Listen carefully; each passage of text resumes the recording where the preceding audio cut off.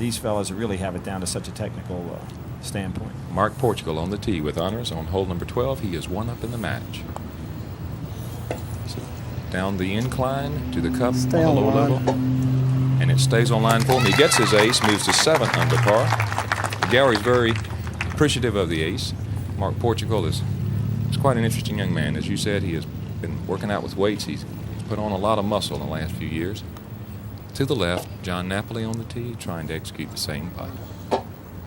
Get it. Oh, it just rims the cup. You know, it's interesting. Mark picked John to win this tournament from the outset. You're 2. And here he is in a situation where he's got him down. And he's got him down 2 at this point. Yep, has him down 2 going into 13. And John knows his work's cut out for him now. Marc Portugal 2 up on hole number 13. A delicate putt in that the cup is located on a rise, about a 2-inch rise. It's circular in nature, just in front of the cup. Some strokes. Get over. He always goes at that And he one goes real for it. tough, off the back. You know, when Mark won in 1981, beat Ed Haggerty, Jim Borchelt, and Gary English. Some streak right there. Fantastic. And only putters to 18 beat. at the time. Absolutely. John Napoli needs this putt. He cannot go 3 down. Doesn't have He it. does not have it, and he will pick up the ball because in match play there is no need to put out the ball. It's hole by hole competition. He moves to 3 down. Marc Portugal 3 up, going to hole number 14.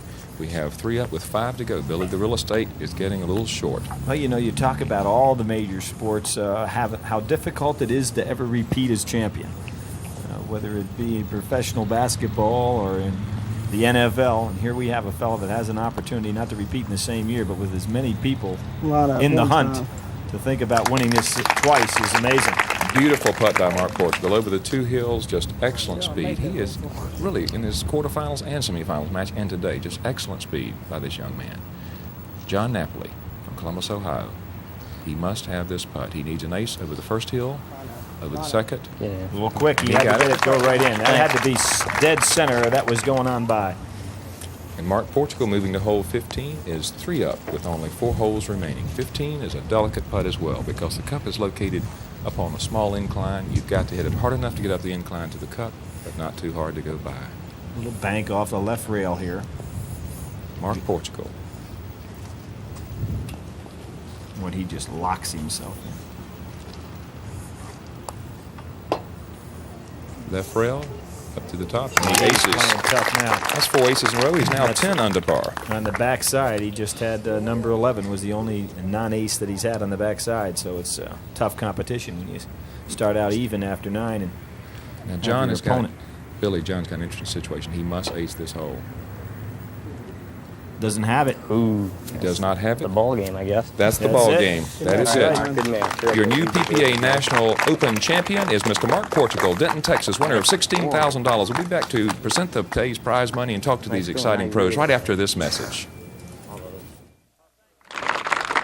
Well, thanks a lot, fans, and we couldn't have asked for a better match. 2 fellas that everybody anticipated would be in the thick of this race, and John, you and Mark got to the finals, as a lot of people expected that you would.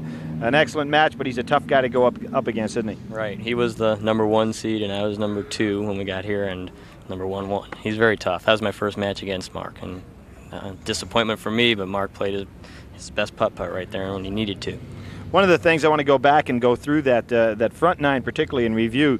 Number 1 is a hole that you changed your style on throughout the course of the tournament, and it really seemed like you were confident at number 1 that you could make that ace, and you didn't make the ace. How hard was it to recover there after that shot? I didn't leave myself a very easy second putt, which is why that shot was a shot that took some decision making to go to. It left you a tough second shot, and I just didn't hit the second shot good enough. It was makeable. I just didn't hit it very well. And then, of course, followed right up by number 2, which you're trying to get your composure back, and everything kind of went sour on you. Right, the recovery from that lasted a couple of holes. A couple of holes I had to really bear down hard to get back, because I was 2 down after 2 because of that. And finally I did get back by hole 9, but then I had another explosion.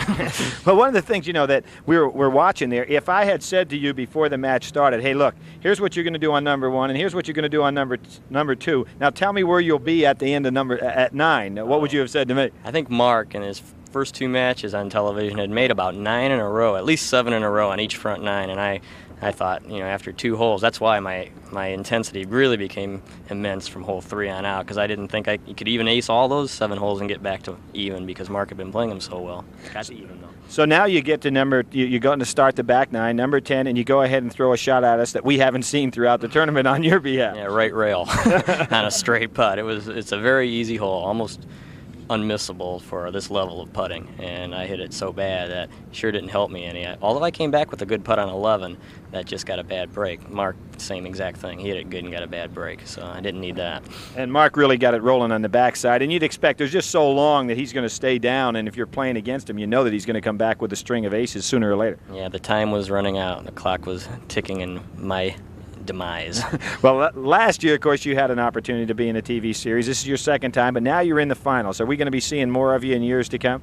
I believe so. I hope everyone else would like to see me on television, because I think I'll be there, yes. You really have been throughout this tournament extremely consistent, and we'd like to go ahead and give you some of the benefits of working so hard on your game. Cheryl Huggins has a check for you here, $3,500, a little better than last year. Yeah, that is. It's a little better than last year. I can use this. Thank you. And also to go along with it, a beautiful trophy for your runner-up as the runner-up in this National Putt-Putt Open Championship. A terrific job on your part, John, and we want to congratulate you not only on the hard work that you've had so far, but your opportunity to come back in the future and be part of this TV series. Well, thank you, Billy, and I enjoyed it. Thank you. And David, to the winner goes the spoils, and we have the man over here that really was the man of the hour, Mark Portugal. Absolutely, the man of the hour. From 20,000 people, Mark, who played throughout putt-putt golf courses throughout the nation, over 125 champions went to regional competition, down to 8 regional champions, and you were one of those 8, of course, and now you're the final one, the champion. How does it feel? I'm very elated. It's like I said, the second time around is just it hit me faster than it did the first time. Obviously, it's very special. Well, the first time being that you're the 4th person to win 2 TV series, only the 4th out of 26 years of broadcasting. That's a fantastic record in and of itself. Let me talk to you about your putting. At the turn, you were even, and of course you had some ups and downs during the first 9 holes, and as John has just said, he pulled back even. What were your thoughts at that point?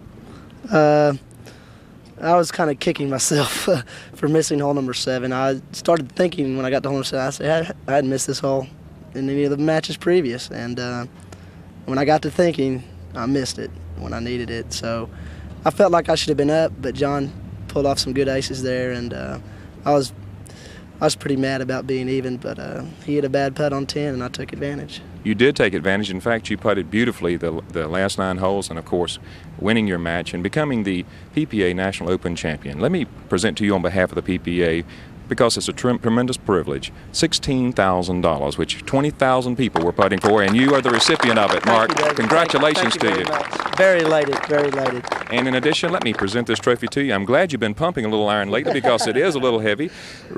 Mighty big. It is simplified that you are the PPA National Open champion. We congratulate you, Mark, and I know we're going to see you again. Be the first one to win it 3 times. How about that? I'll give it a try. Great. Mark, Great. with this new format that we've had this year, 20,000 people going ahead and getting a chance to win. Thinking back over the course of the tournament, not only on the local basis but the regional, what was the toughest situation you found yourself in with a chance to knock you out of this tournament? Well, a good friend of mine, Steve Wood from Arlington, Texas, I had to play him in the finals of the regionals. And I was 1 down with 3 to go in that final match, and with an ace in front of me on 16, and I got a lucky break. And like I said, breaks will make you or break you in this game, as it is. And I came back to win that match in sudden death, so that was probably my toughest match on the way here. Well, congratulations. And how about some fellows who did a great job, David? You're exactly right, Billy. Wilbur Hildebrand to my right, and to his right, Darrell Hayden and Chuck Dellinger.